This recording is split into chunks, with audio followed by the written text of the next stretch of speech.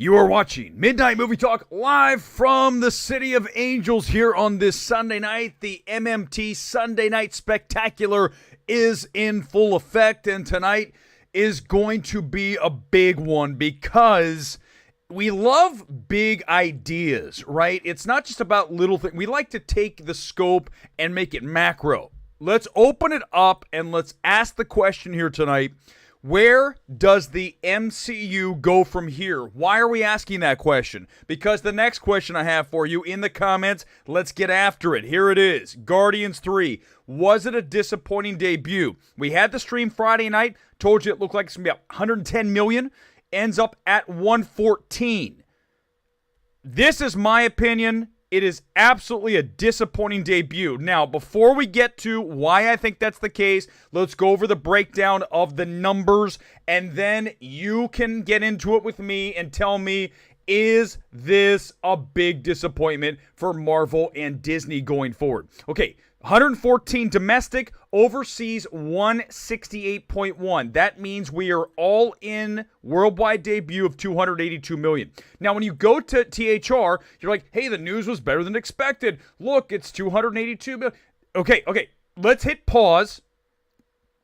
I want to go over a few more things, then I'm going to tell you why we need to really hit the pause button and just wait until I'm about to unload on you, and then you're going to come on my side very quickly. If you're on the other side, you're going to say, oh shit, Eric's 100% right. In China, Guardians 3 came in surprise number one with 28.1 million. But look here, that is $21 million lower than Guardians 2 in China. And they say, well, China's been kind of doing nominal business for other films. So hold on, 21 million less for Guardians 3 than Guardians 2. That is not the big one, though. You guys ready? This is the one that's going to break this wide open, and you're all coming on board with me telling you that Guardians 3 is a hella disappointing debut and that MCU fatigue has set in big time. You ready for it? Here it is. Has anyone been mentioning the opening worldwide number of Doctor Strange in the Multiverse of Midness? 450 million global debut. That is 175 plus million under.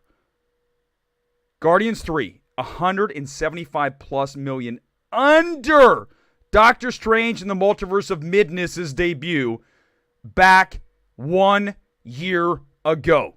And you're going to tell me on the anniversary of Allen Iverson's practice, you're going to tell me that this is a good debut? We're talking about 282 million. Not 450. Not 450.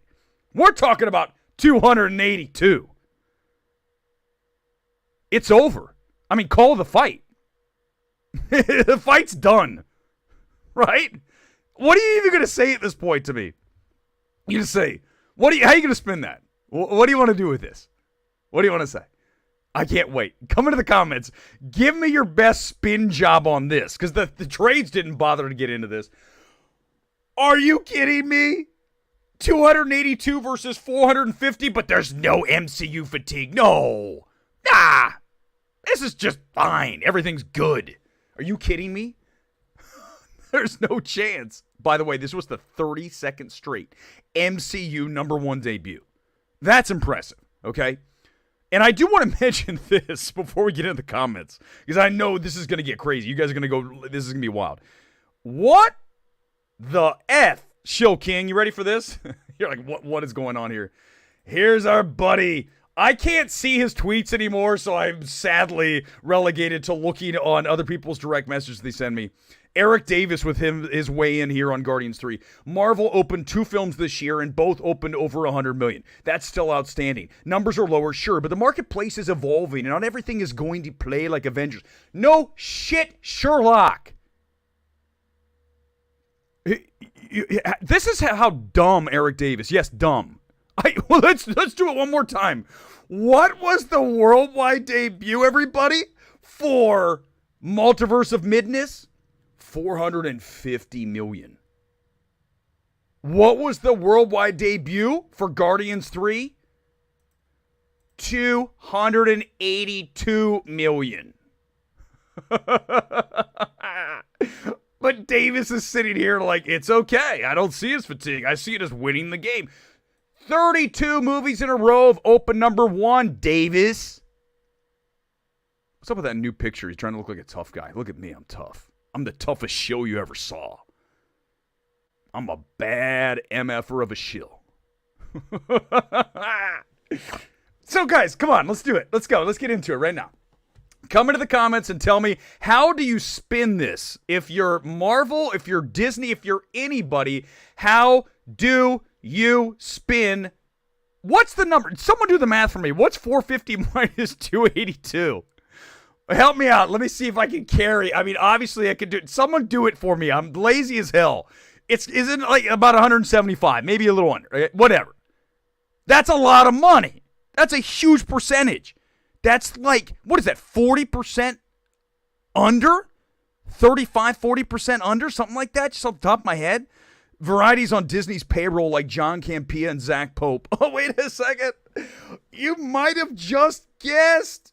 The shill of the week is upcoming very shortly, everybody. Hang tight. Wow, that was crazy. Brandon Davis, known MCU shills, now claiming the MCU has lost luster. Wow, that guy. If that guy, Blinded Braille, has jumped ship on the MCU, then wow, okay. Then everybody's jumping off, because that dude is one of the biggest CBM shills on planet Earth. That guy. I mean, he runs comicbook.com. You cannot not be a shill if you run a comicbook.com website. So I understand. But you also can't listen to them when they spout off about films and reviews about comic movies. You can't trust any of them. They're shills. I saw Guardians 3 in IMAX 3D, certainly the pantheon of MCU films, but the flow and feel is terrible. Yeah, right? It's 229. It feels a lot longer. I mean, your comments certainly on the movie, because a lot of you had a chance to see it over the weekend. But this is really disappointing tonight. Okay? Thank you, Eric. I knew it. 35% drop. I was like 35, 40, right? 35% lower. So Guardians 3 now is 35% lower than Doctor Strange and the Multiverse of Midness 1 year ago. So in 1 year, we're down 35% in global debut cash. And you're going to tell me that this is not alarming for the MCU, for Marvel Studios, for Disney? You're going to come spin some shit in here? You're not going to do it here.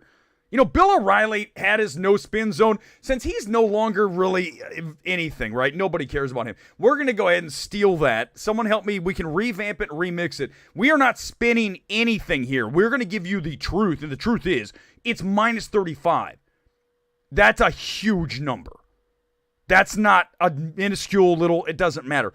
The MCU fatigue is 1,000% real.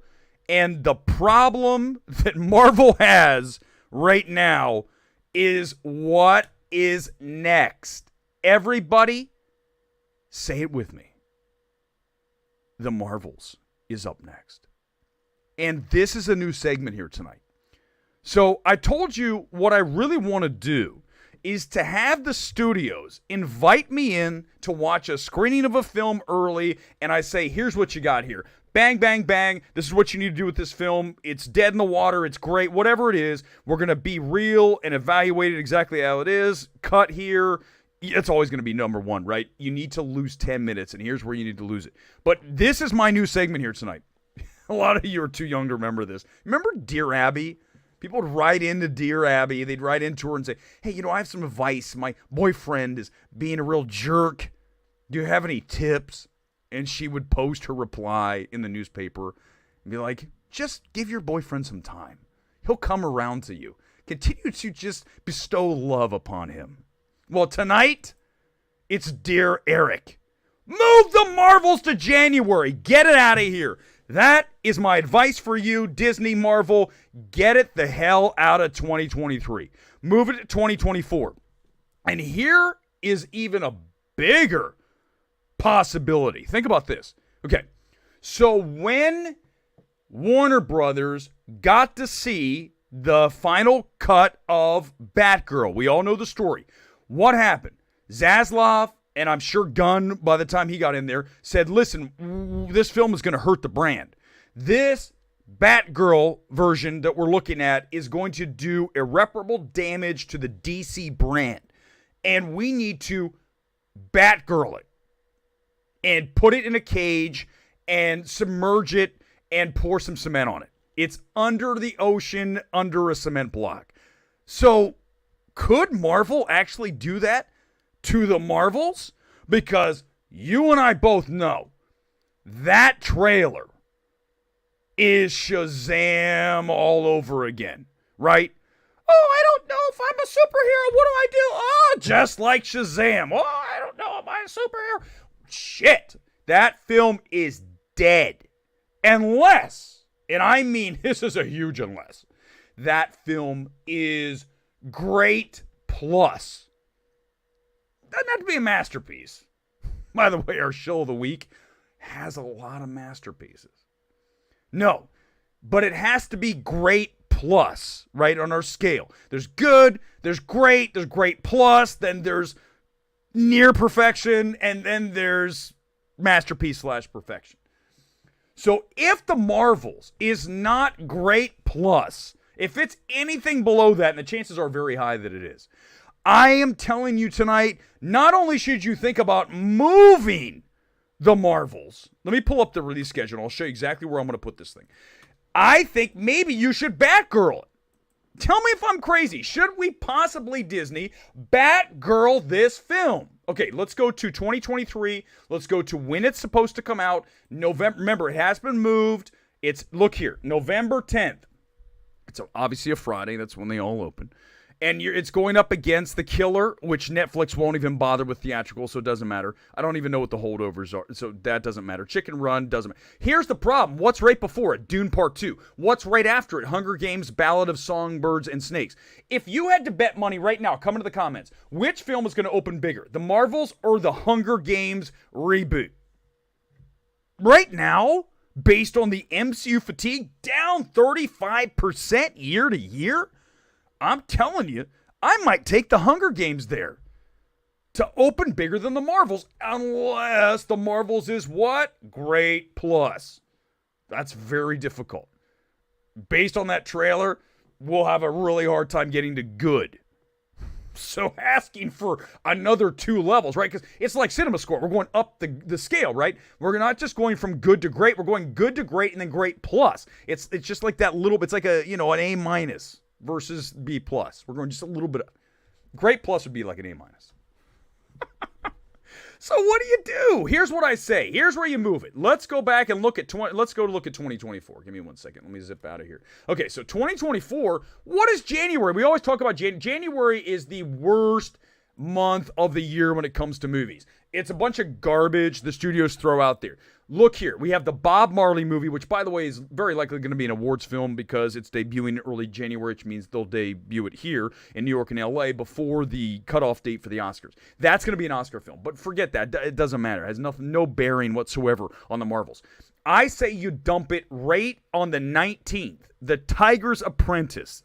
What is that? What the hell is that? There's nothing there. The Tiger's Apprentice doesn't count. So there's nothing there on January 19th. That's where you dump the Marvels. Or you Batgirl it. You have 2 options. Which one do you want, guys? Do you want to Batgirl it? Now, granted, we have to see it before we Batgirl it, right? Because it'd be weird. We can't just Batgirl anything. We need to lay eyes on the film. Disney, I'm here. You guys know I can get down to the lot in probably 9, not even. That's walking 9 minutes. On the bike, 4. I can be there and I can come see the Marvels, show me the rough cut, and I'll tell you if you're going to Batgirl it right there on the spot. And I'll do the first one for free. Because when this film bombs, you're going to come back and say we should have listened to Weber. Dear Eric, why did you not listen to Dear Eric? That is what you should have done.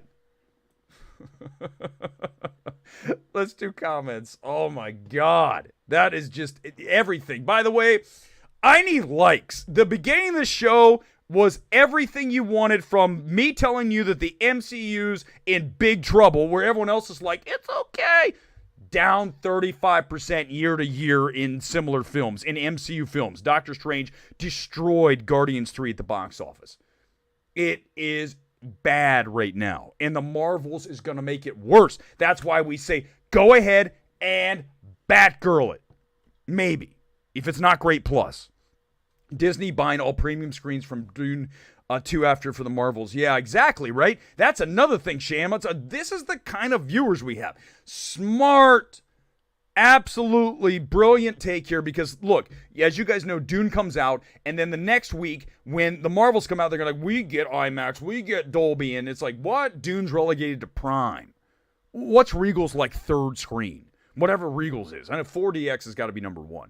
But wherever they go on the you know, picking or the order of shittiness from very good to terrible, this would be like the third rung down. So that'll happen. No, we want to see Dune. It'll be 10 times better than it won't. You're right. No, listen, let's because we're real here. Dune 2 is not going to do well. Wait a second. If the Marvels is not great plus, if the Marvels is like just okay, I don't know, man. Could Dune 2 actually beat it too? Could it beat it like Hunger Games could? I mean, it could be beaten by both Dune and Hunger Games. And remember, what is our number one theory when it comes to box office success? The wave theory. If there's something in front of you that causes a big wave, you're in trouble on the other end. And Dune's big enough that I would just take the Marvels and jettison it, put it into January. Why? You should do that tomorrow. Disney. Listen, you've made so many mistakes over the last several years. Certainly a lot of people are angry for the, quote, woke stuff. I give it a pass. It doesn't matter much to me, but some of the families are pissed. That's part of the equation here also, as why we're seeing these numbers that are lower. There's a significant portion of the population, that families especially, that are not thrilled with a lot of the things Disney's done. But that's not me. I don't really give two shits about that. Doesn't matter. But for other people, it does. So when we're putting together, right, the snapshot of why the film succeeded or failed, you got to put everything in there. Another thing about Guardians 3 I heard a lot of people talk about is that there's animal cruelty, right? Because they're experimenting on Rocket and the otter, whatever her name was, I don't remember. And then the walrus and the whatever the hell the other thing was, the spider thing. Whatever, the animals. So for some people, that's really going to be a lot, right? So that is another factor here. But the number one factor is MCU fatigue. Easy, okay? Because the film's good enough. I give it an 8 out of 10. That's pretty strong, right? It's a solid grade for me. But it has a lot of issues, like we talked about in that early take. It's just got a lot of ups and downs that you just feel like you want to love it and you just can't ever fully embrace the film. It's definitely not the best Guardians film. Like, that's insane to even say. It's definitely Guardians 1. But tell me I'm right here. The Marvel's open bigger than Hunger Games? I don't know, man. Guys, I don't look. It's like 50-50. Hunger Games and Doom would bury Marvels. Marvels will open bigger than Hunger Games. Okay, I don't know. Listen, guys, the MCU's in trouble. Are we pretending that's not happening? Exactly. Hunger Games feels new. How long's it been since we had a Hunger Games film? 2015? 14? I don't remember. But it's been a while. Was it 16? God, the years are flying by, aren't they? So it feels newer and fresher. And that's the other thing the MCU really could consider. Someone had an early comment here. Let me pull it up. And I saw this and I go, that's 100% accurate. Take a hiatus. Take a break. Because there is absolutely the need for us to get some space. You know who does that really well? Okay, so if you guys follow music at any level, certainly I go back when I was, a kid in the 80s. When you had a musical artist that put too many albums out at one time, in succession, it would catch up with the band or the artist because people got sick of them. So you need to space. You know who's great at that? Taylor Swift. Marvel needs to learn the Taylor Swift. Taylor should be in the Marvel office saying, here's how I do it. I release my album and everyone talks about me and then I go into hibernation for like a year or maybe longer. and then I come back out and oh, it's Taylor Swift again. Marvel doesn't give you a chance. Marvel's like, as soon as you're done, here's the next film. Here's another series, She-Hulk, and whatever the hell. I didn't watch one of them. I'm not going to. All the series, you dilute the product, and Marvel has done that, and they have irreparably damaged this brand.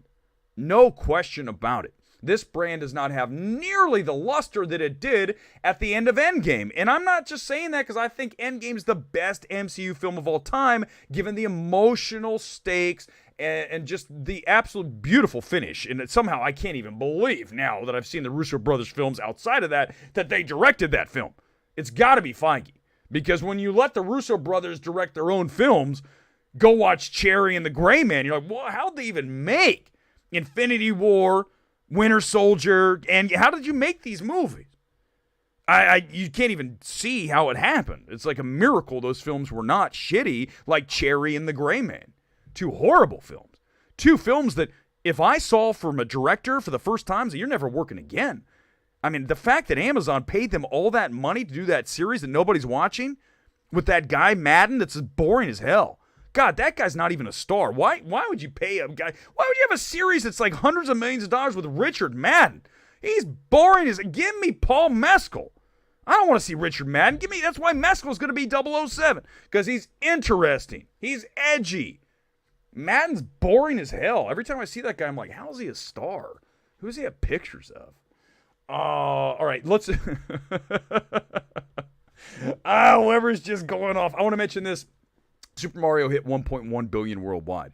Guardians isn't going to hit 1.1 billion worldwide. So we salute Mario for kicking ass, even though we think the film is so mid, right? It's just not a great film at all. It's no Lego movie. But we're going to celebrate 1.1 billion worldwide. That's a fantastic number. Continues to climb. Still did well this weekend, like 18 million stateside and like 30 some odd overseas for a total now of 1.1. So yeah, we're super excited about that. A couple comments, then we're going to get into it. You guys ready? Who do you think it is? Come right now. Take your guesses. Who is the shill of the week? This is turning into the, what's the spoiler thing? The real spoilers? Whatever that thing is. Yeah, that. Dude, everyone comes in and says, do this person next, do this. This is what the shill of the week's turned into. I am going to lean on you guys to come in the comments and say this guy. And this guy got a ton of votes. So I had to actually go in and do a little bit of homework because I don't watch the guy. In fact, I actually had him muted on Twitter because every time I see a tweet that is anything from that dude, I go, this is absolutely brain mush material. I can't even... People say I'm a loudmouth, but my takes are strong. You might not agree with them, but they're not like this guy. This guy sends tweets, things like, Guardians is the best 3 films ever from a thing. I'm like, dude, are you kidding? With the Batman, the Nolan Batman, you're going to say Guardians? As much as I love Guardians, Guardians 1 is one of my favorite CBMs of all time. But not 2 and 3. Over the Dark Knight trilogy? You got to be kidding me. That guy. All right. A few comments, and we're going to go to the show of the week. And I've got... oh, God, here it is. Here it comes. You got... Oh, Jesus.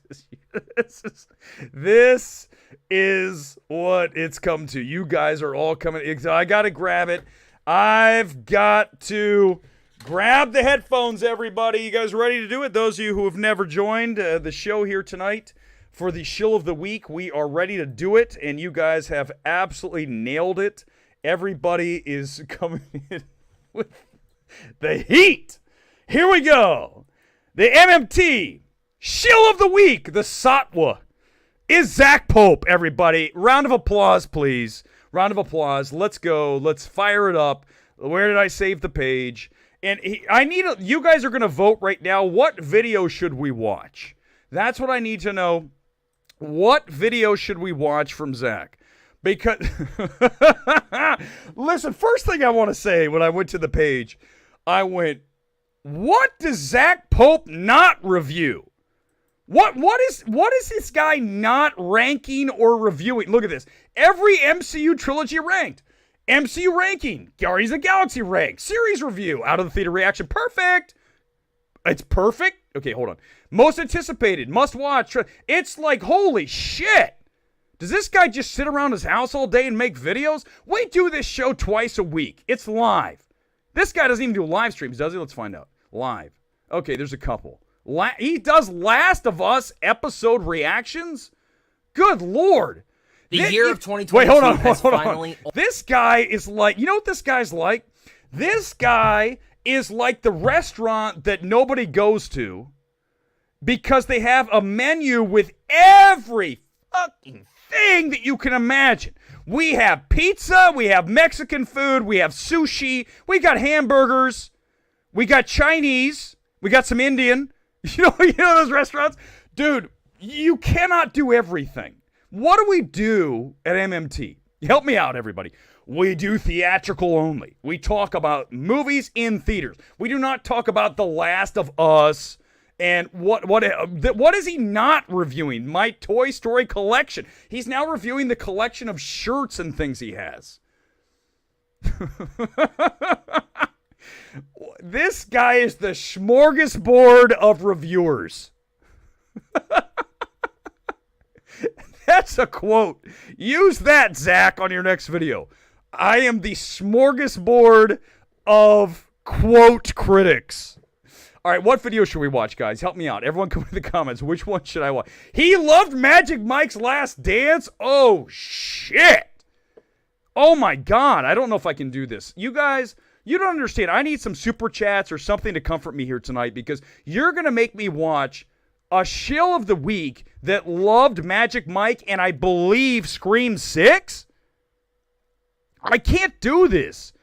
I can't. You guys, I told you there's a line I have where I can only go so far and then I have to stop. I can't do what you're asking me to do. You're asking me to go against my principles, my morals of watching someone shill about Scream 6, Magic Mike, and next you'll be telling me that he loved Beau is Afraid. If you guys say he loved Beau is Afraid, I swear to God, if Black Adam review, no, if it's, does he like? Nope, it's terrible. Let's watch. Does he have Beau is Afraid? Let's find it. Give me a second. How do I search his videos? Can someone know?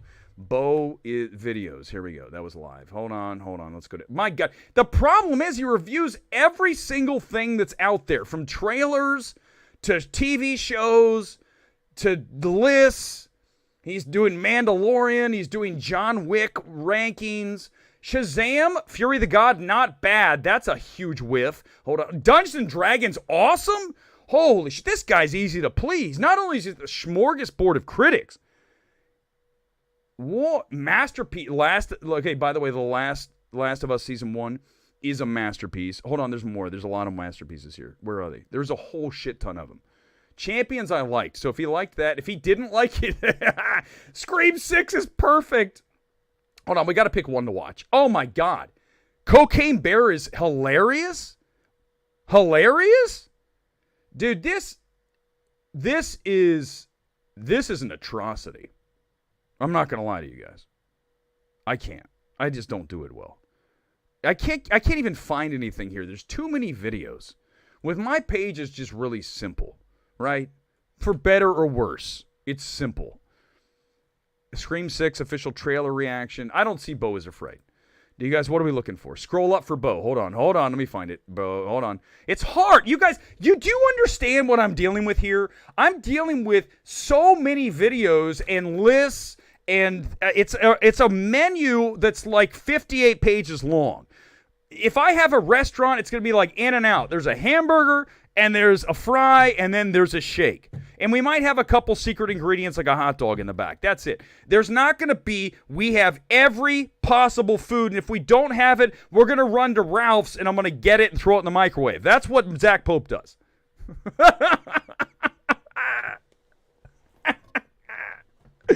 Oh, my God. I can't. Okay, I'm looking. Blue Beetle trailer reaction. He thought that was good. That's a problem. That trailer looks terrible. Hold on. Where is Beau is Afraid? Renfield, weird, but great. Renfield's terrible.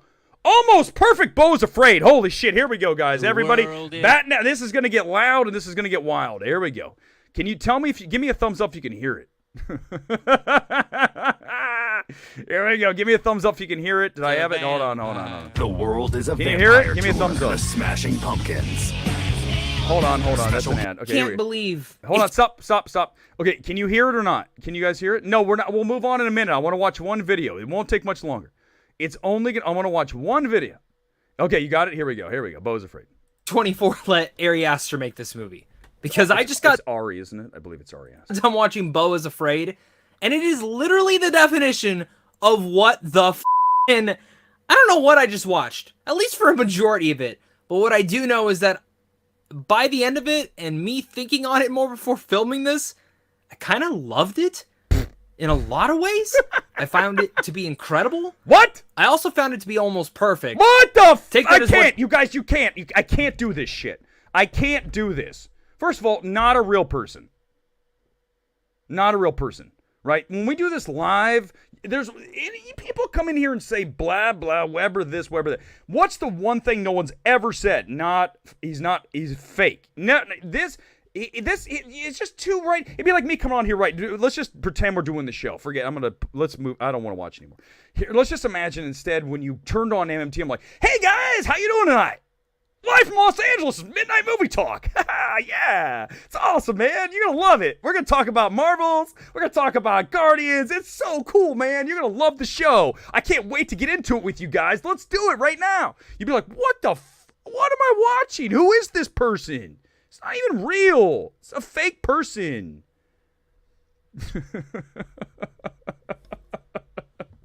Oh, he's wearing the Beau's Afraid t. All right, we'll move on. I can't. Holy shit, that is the Beau's Afraid t-shirt. Who would wear that? My God. Not only is he bad at reviews, he has terrible fashion sense. If they gave me that shirt, which they didn't, I would burn it. In fact, we would burn it live on the show if I had that shirt. Is that what it's called? Millennial upspeak? Hey guys, how you doing tonight?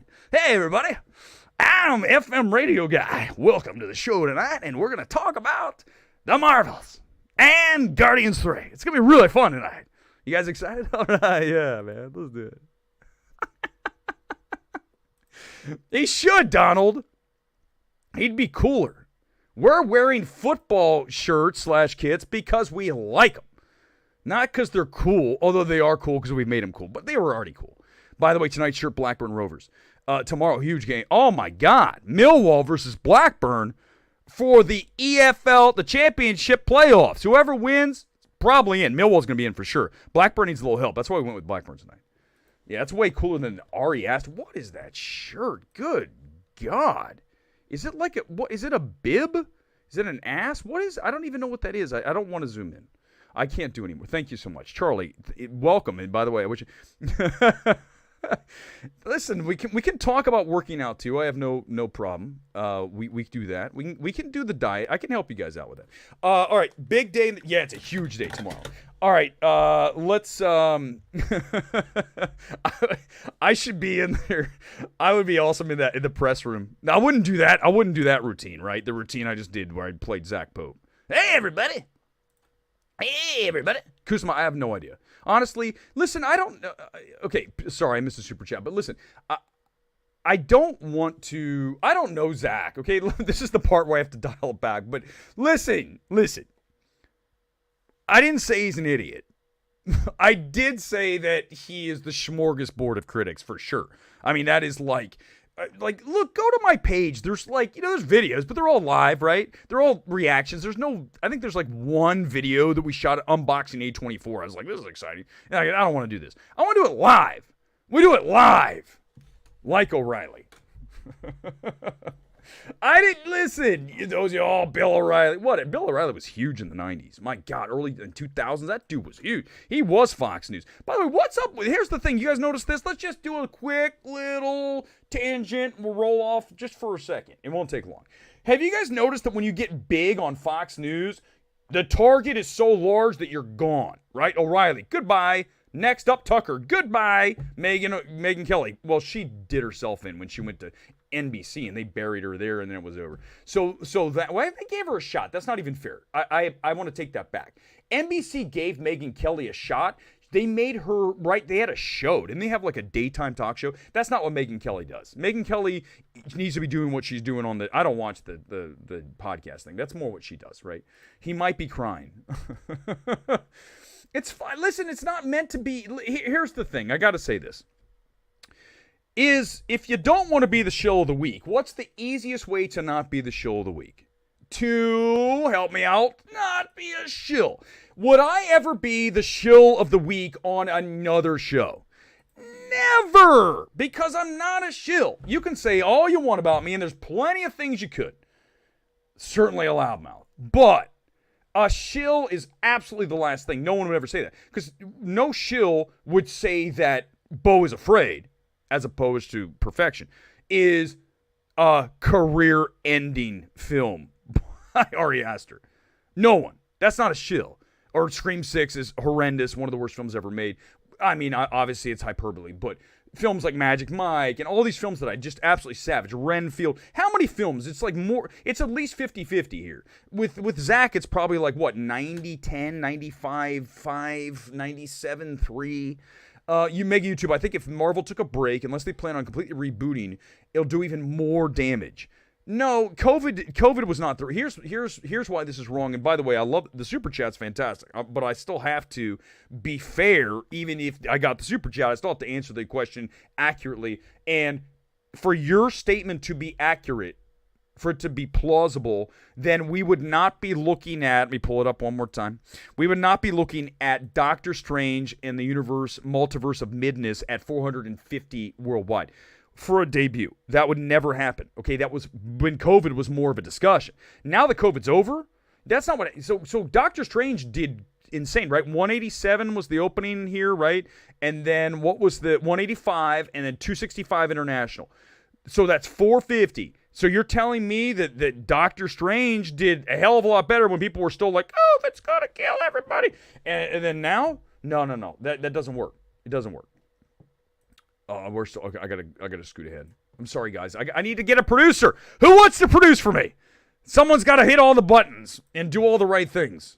That's a hard job because all I know is that this show is like all over the map. So the producer's like, holy shit, what's he talking about?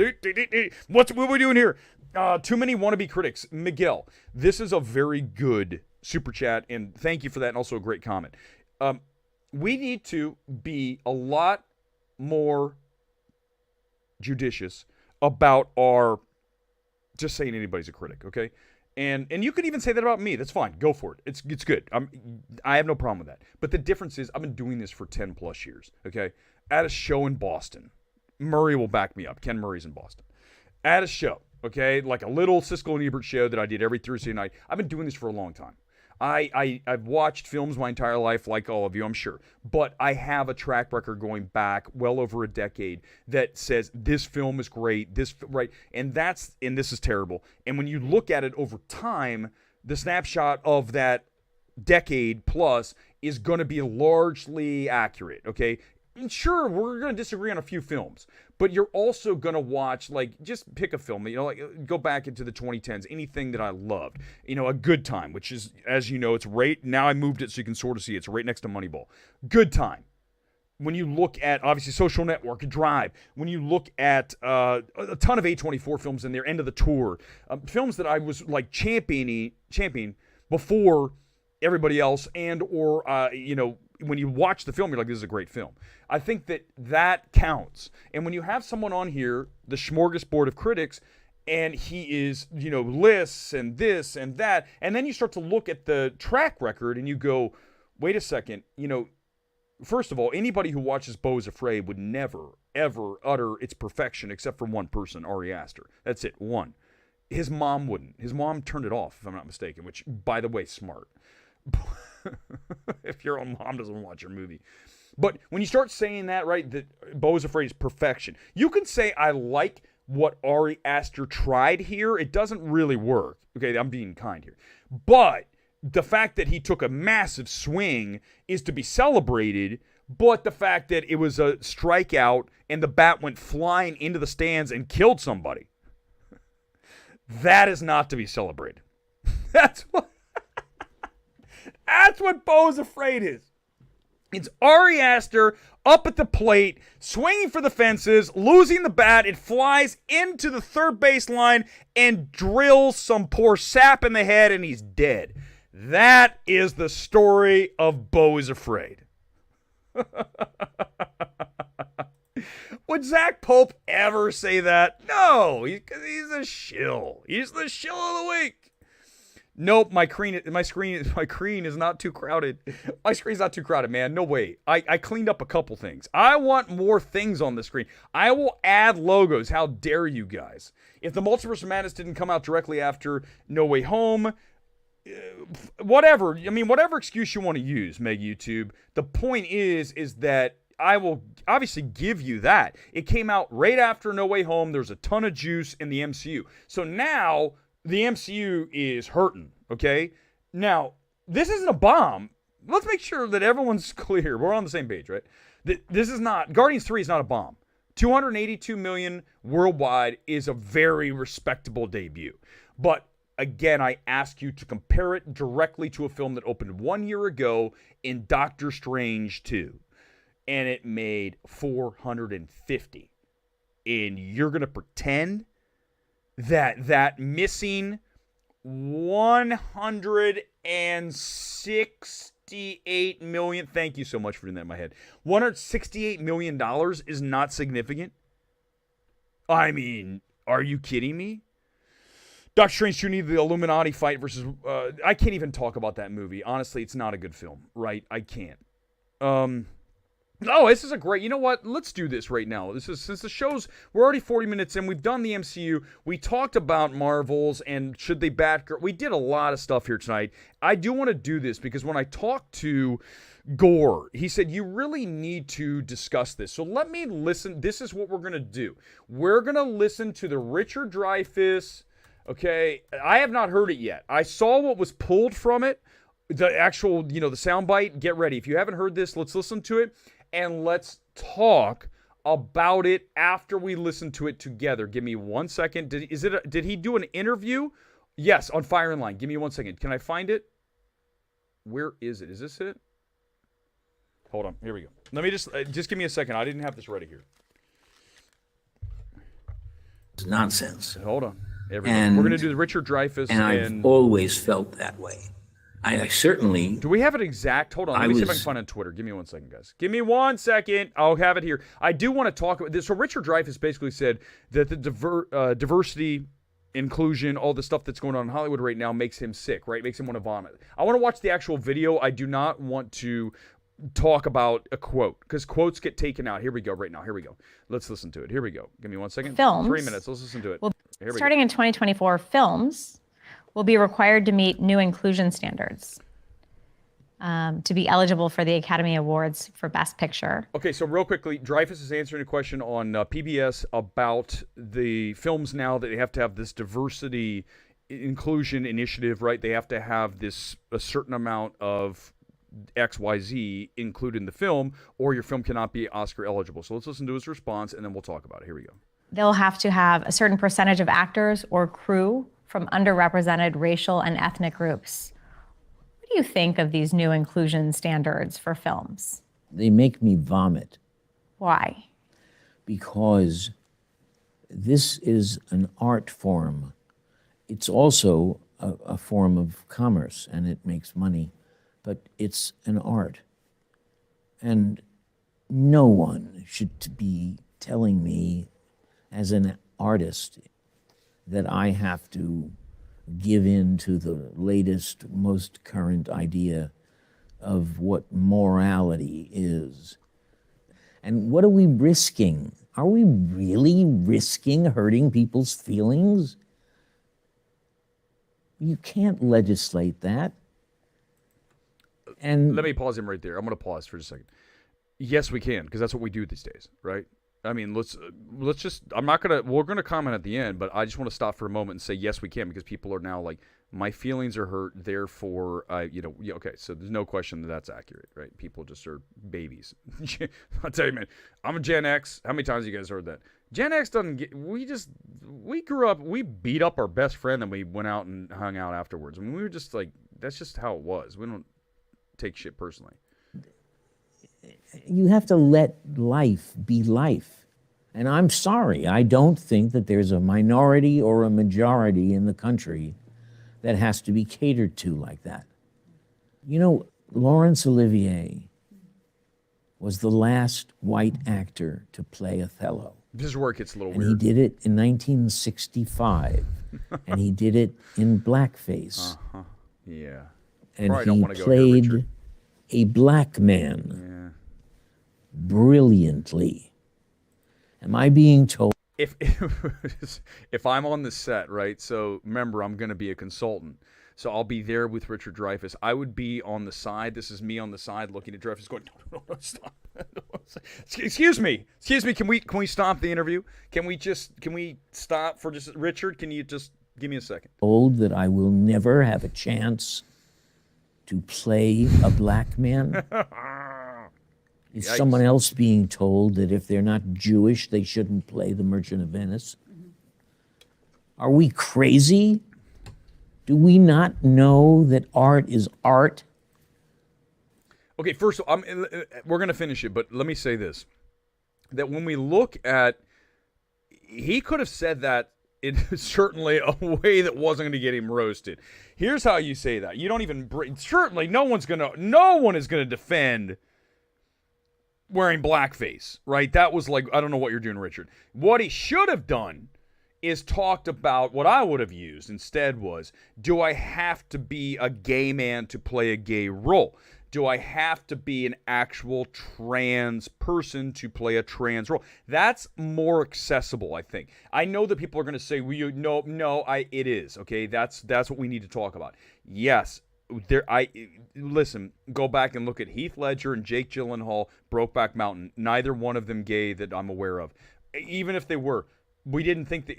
Who cares? We believe them as gay. They don't have to be. So I think he went down the wrong. Obviously, the blackface is just the wrong way to go with that. This is so patronizing. It's so thoughtless and treating people like children. Do you think there's a difference between the question of representation? Let's pause for that was, of all the answers, he should have gone down any other road if he wanted to talk about, does an actor have to actually be X to play X, right? Then blackface. That was definitely not the right way. Like I said, gay would have been the absolute better way. He would not be roasted for that. And who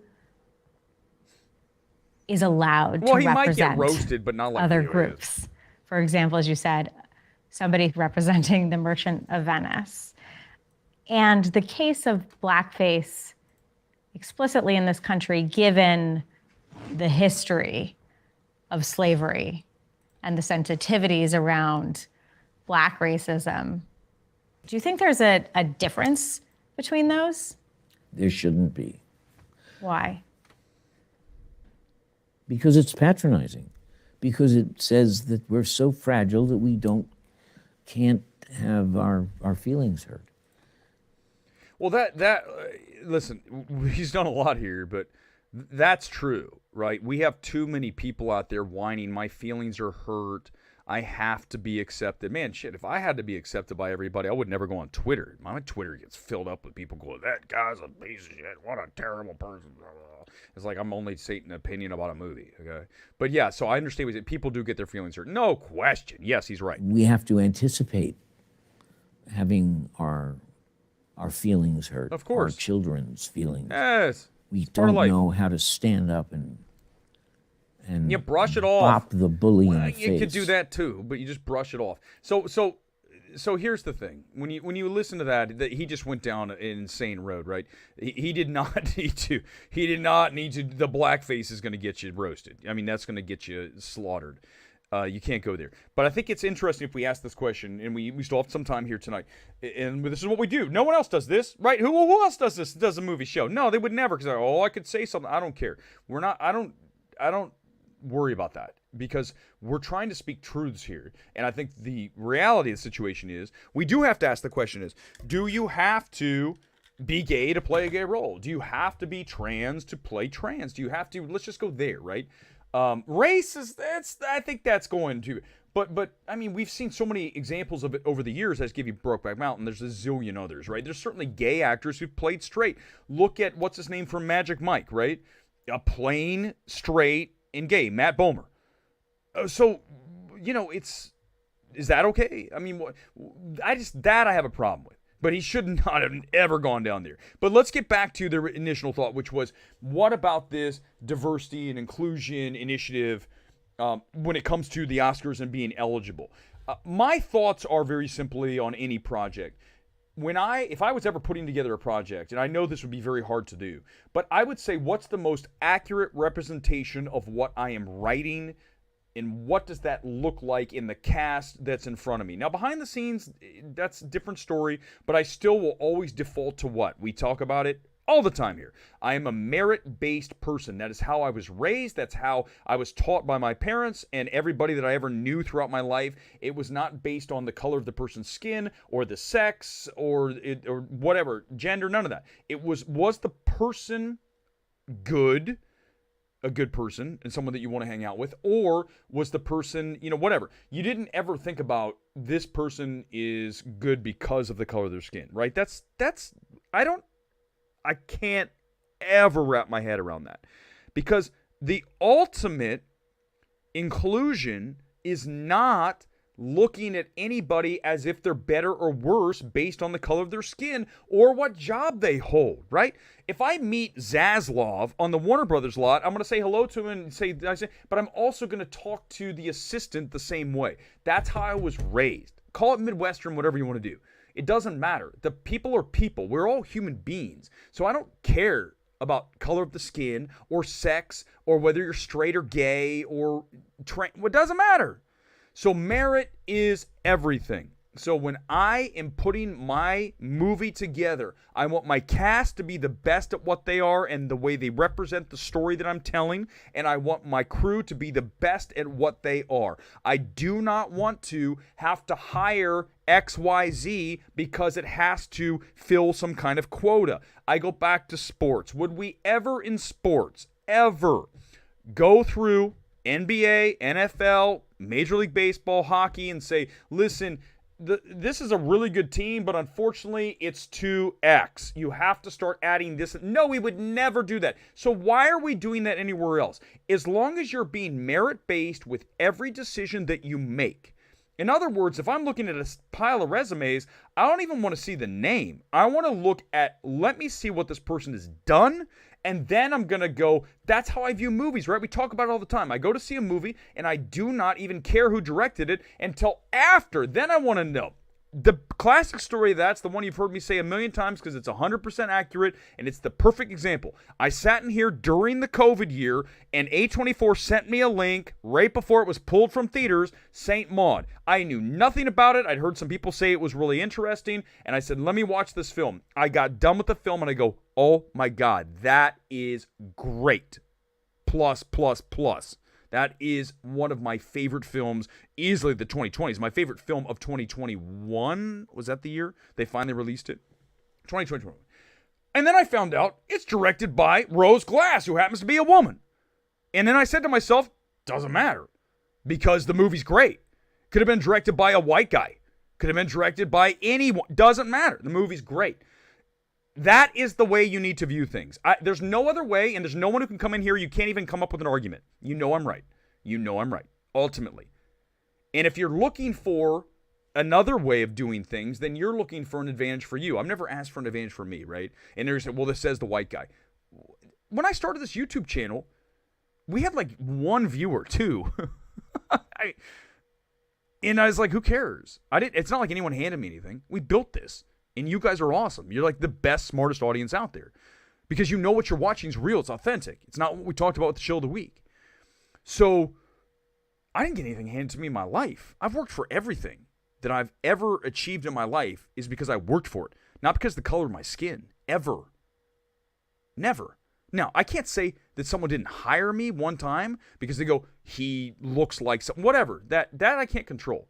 But I have never knowingly in my life expected to get somewhere faster because of the color of my skin. And I would hope you wouldn't either. You should be focused on merit because merit trumps all. That is the truth, and that is the truth of what we do here on this channel every single time that we fire up the live stream.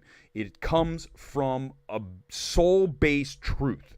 And while Dreyfus certainly didn't say it as eloquently as nearly as he wanted to, there's a lot of truth in just the simple extract one thing from that, right? We talk all the time about extracting something from maybe someone who's terrible, extracting something they did well. Take what he's saying and just use the idea that if we're forcing things to be a certain way, then it's inorganic. And then what happens is the art turns into something that does not feel truthful and grounded and authentic. And then we lose the quality of what we're doing. Merit trumps all. Hopefully that was probably my favorite moment of the entire ever on this show, because that's how it's always the same thing. It's the same thing with me every time. It's because it's merit. I'm never going to move off that. It's never going to happen. They want equity of equality. Yeah, no, there's no such thing as that, Pilgrim Media. And if that's true, that's not how it works.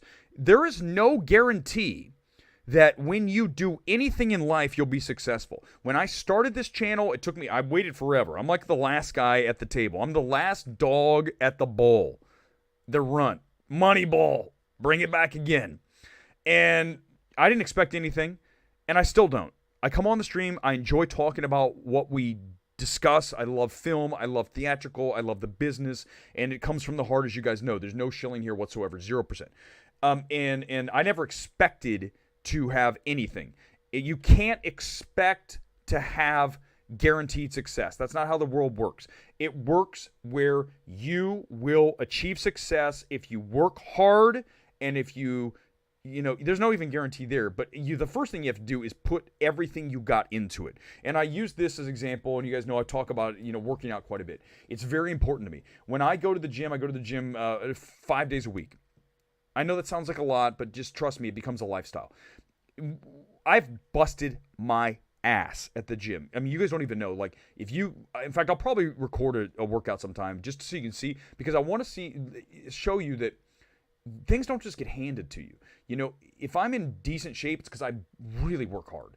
Okay, no shortcuts. Never have touched a drop of drugs to get me to where I am. I'm not a big dude. I'm naturally a thin guy. So all that is work and hard work. And what happens is with hard work is you come in, you clock in every single day, and you put a little bit in, and it's literally moving the meter like the tiniest little bit. And you look at this channel where we started over a year ago, just really small. And that's fine. It's all good. If it doesn't even go any further, I don't care. This is about reaching out and creating a community of people who love films and being authentic and real, and we need more of that in this world. So if that's what I bring to the table, then that's the best I can do. That's all I want to do. A few more comments and we're out of here tonight. But are the people who cut to the front, that's what, merit over quotation, right? 100%, John. The best should be awarded for their work, not because of the background. I don't want to know, guys, I don't want to know anything about the person. I just want to see what they've done. And let's just say it's a demo reel of an editor, okay? Let's just say an editor sends me something, or whoever. Something that I can't see what they do. So a cinematographer, an editor, a composer, and I have no idea. I just want to listen to it. I want to watch the edits. I want to watch the cinematography. I don't know if it's a man, woman, race, none. I don't know anything. I just want to watch it and I go, that's really good. And I bring it back again, 1000% to St. Maud. St. Maud. That night, I remember, I'll never forget it, because I remember looking to say who directed this, and then I saw it was a woman, and I go, wait a second. I thought, honestly, for a brief second, I said, there are some people who probably would be like, well, that's great. I go, I don't care. I would love Rose Glass if she were an animal. If she was an animal director, it doesn't matter. The fact that she is so talented is what matters, not the fact that it's a woman. Yeah, exactly. Pilgrim, you get photography. It's just what it is. No one cares. I don't, it doesn't matter to me. It just shouldn't matter someone's race, someone's religion, someone's sex. None of that matters. What matters is, what can this person do? Are they talented? Just bring it back to sports. If we're watching the NBA, can you imagine a world where, they look at a given team and they're like, wait a second, this is too much of whatever. We need to bring in this. Everyone would be like, what? So why are we doing that anywhere else? I mean, imagine like being a doctor, being a airline pilot. You want the best person operating on you. You want the best person flying your plane. You don't want that person to be hired because of whatever the thing is. That makes no sense. I don't even understand. I need you guys to explain to me, and I think I got to wrap because I'm going to lose it. I can't. I need someone to explain to me how in the hell that even makes any sense.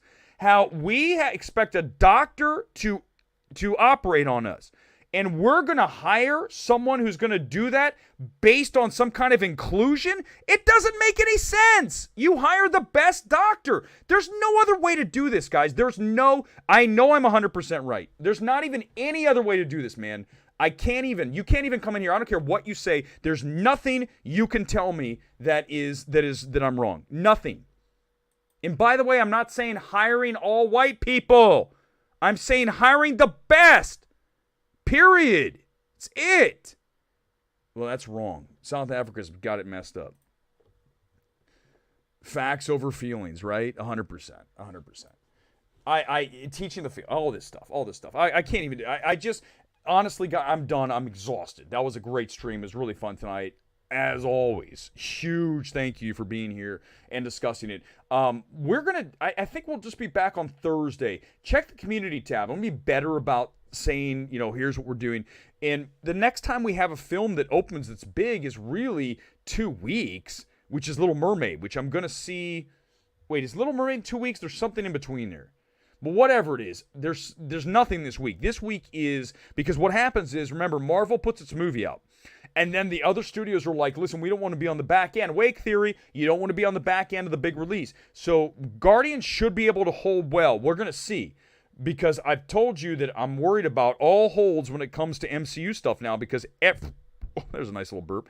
Everybody goes out to see these movies opening weekend, right? So as such, the drop's going to be huge. No matter how good the film is, no matter how big the word of mouth, it's really hard to get someone who's out in. We saw that happen with Top Gun Maverick because Top Gun Maverick was more inclusive of the wide range of ages and sex, everything, than any MCU film will ever be. Top Gun Maverick appealed to old people. MCU does not. I don't care what you tell them. If you have a 60-year-old, do you want to go see an MCU film? They're going to say no. Top Gun Maverick, yes. So you're looking at a smaller available audience. The opening weekends are going to be huge because everyone wants to come in here and have the conversation about the movie, and you don't want to be late. You don't want to go see. Imagine if I came on tonight, like I saw Guardians, and I saw it 3 days after it opened. You guys, you saw it late as hell. You saw it late. Let's see. Hold on. Yeah, homework. Thank you for asking me that. MMT homework tonight's Waves. Do you guys? I guarantee a lot of you didn't see this film.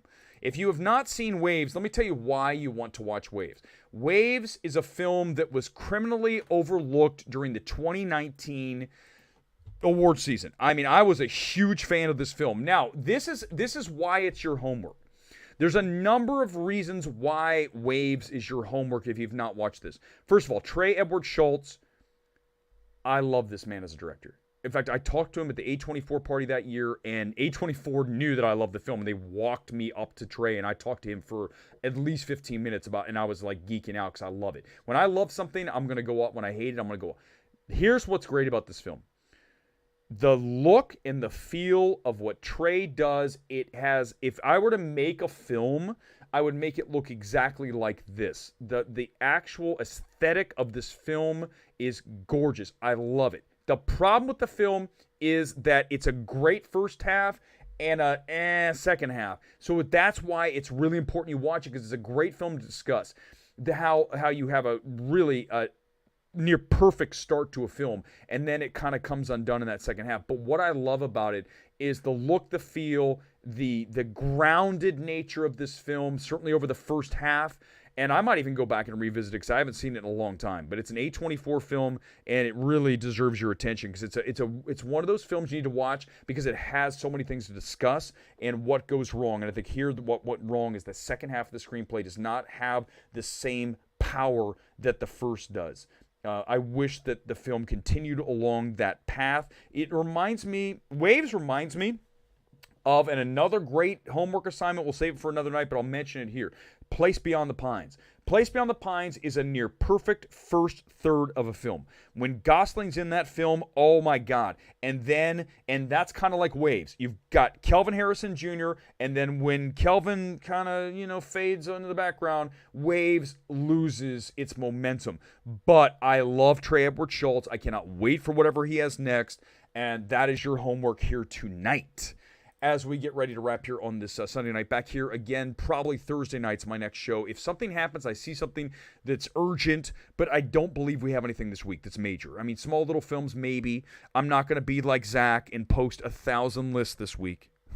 I had to get one last jab in. I'm not going to make 50 lists of every MCU film and ranking the Guardians films, and oh my God, here's my t-shirt collection. I should do a video of me wearing all 100 football shirts I have now. That would be a video. That would be interesting. But that's it for tonight. Live from Los Angeles, Eric Weber saying good night. I will see you back here likely Thursday. Check community tab. Until then, as always, thank you. Peace out. Live from LA. I'll see you next time on MMT. Good night, all.